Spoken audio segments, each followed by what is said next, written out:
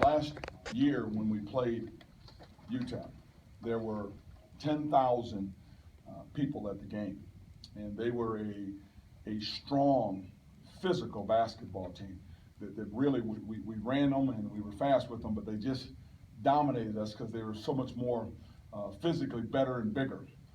It's amazing to me that in a year, we're the big physical basketball team with depth and athleticism and a team that can really score. The only piece we've yet to figure out is how to get the 10,000 people in our arena like they had in their arena, because it was a tough place to play down there with that many people sitting on top of you.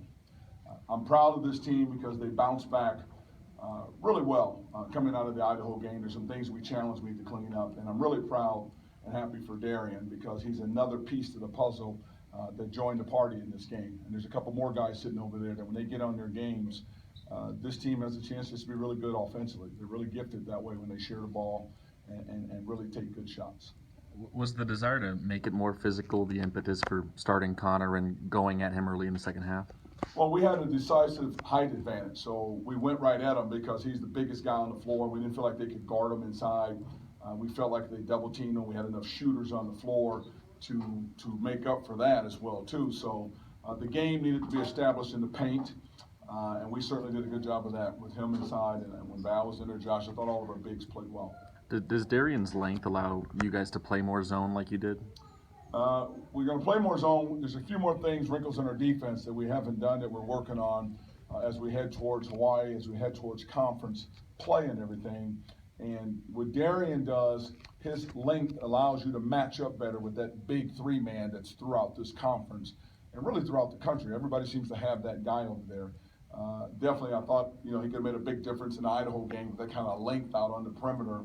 And even in the Gonzaga game, he probably could have made a difference with that kind of length. So I'm just happy that he's been cleared health-wise. He's had a lot of injuries.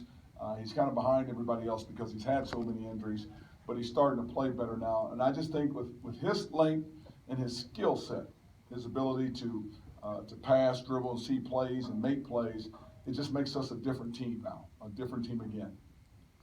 Had you seen in practice that he was ready for a few more minutes, was ready for a jump like this? Well, the biggest thing is him is he's been banged up. I mean, he came in with a major ankle injury and that he was out of basketball for like 3 months. So it took him a while. He came in really thin. We had to put 20 pounds on him, and then he got hurt again in practice. So he's just gotten to where he's been able to fight through and start to play and get some time in practice. And I think the more he plays, the better he's going to get. How important is it to get Connor going like you did in the second half on a nightly basis? It's real important. He's one of the biggest players in the conference. With him and Val, it gives us a 1-2 punch in junior that I don't know a lot of teams have that kind of size and skill set in there. So I'm happy for Connor because, again, he was a player that came in late, 30 pounds overweight. He's lost 33 pounds now since he's been here, and he's starting to find his game. And that's a real good thing for us to have that low post presence down there. For Darian, is he one of those guys who can be streaky that, all it takes is maybe one shot and he kind of finds his groove?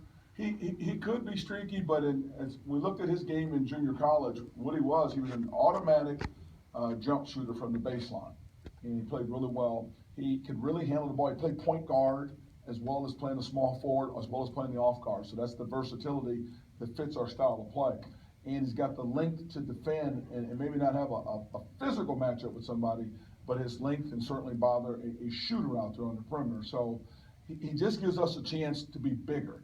When you look at that back line, I saw Val in the middle, Josh on one side, Darren on the other side. That's some length back there. And then we had Q up front with Charles. That's more length and athleticism. And I thought it was very difficult for them to penetrate that and score against that. UTEP had pretty good block and steal numbers defensively. Maybe the refs' whistles affected that a little bit, but you only gave up 1 and 4 and got 9 of each yourself. How were you guys able to make that defensive adjustment, but not that? I think the biggest thing is having Val back there and Josh. With Val changing our team defensively, I think everybody is more aware of blocking shots and doing things because we help on that back line so much. So, we're one of the best defensive teams in the country when it comes to blocking shots, and that's a luxury to have. So, but you still got to be able to adjust the game during the course of the game with officials. You've got to adjust. If they're calling it tighter, you got to back off. They're letting you play, you got to play. 47 personal fouls. Is that Is that a new rules that you have to adjust to, or do you think today was kind of an outlier? Coaches as well as players will adjust to all the new rules. The key thing is just having the consistency of the calls, night in, night out, game in, game out.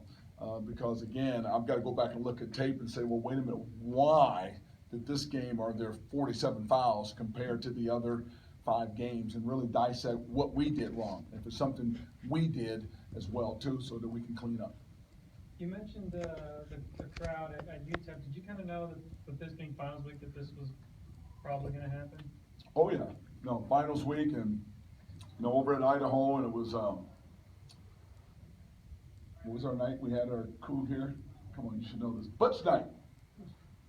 Did you know that? No. You didn't know that on Thursday night on the game that we played Idaho. You didn't Oh, know yeah, that? Butch's Butch's Bash. Bash. Yeah. You didn't know that? I knew that. I did know that because of the finals.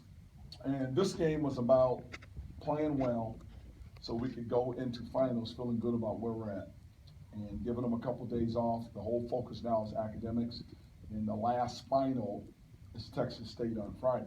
So you really use the week academically. You use this game to feel good about the week. Hopefully we can come out of the week feeling good about our performance in the classroom. And then there's that last final sitting there Friday before we take a day off, get organized, and get on a plane to go to Hawaii, where that competition steps up. So I've always kind of put games around finals weeks for that reason. So you can play, feel good, do a good job academically, come out of it, play again, feel good, and then go into whatever tournament or go into conference play. So we're right on track to where we need to be right now. Would you like Josh to let fly on a few of those, more of those 3-pointers? He kind of takes a look at it and passes up. I leave that up to him because everybody on the team has green light to shoot the ball. They just need to understand rhythm, and they need to understand uncontested shots, and they need to understand just the timing of it, good shot, bad shot. So, I just leave it up to Josh. If he wants to pull it, he can pull it. If he wants to pass it, put it down, that's totally his call. Good? Thank you.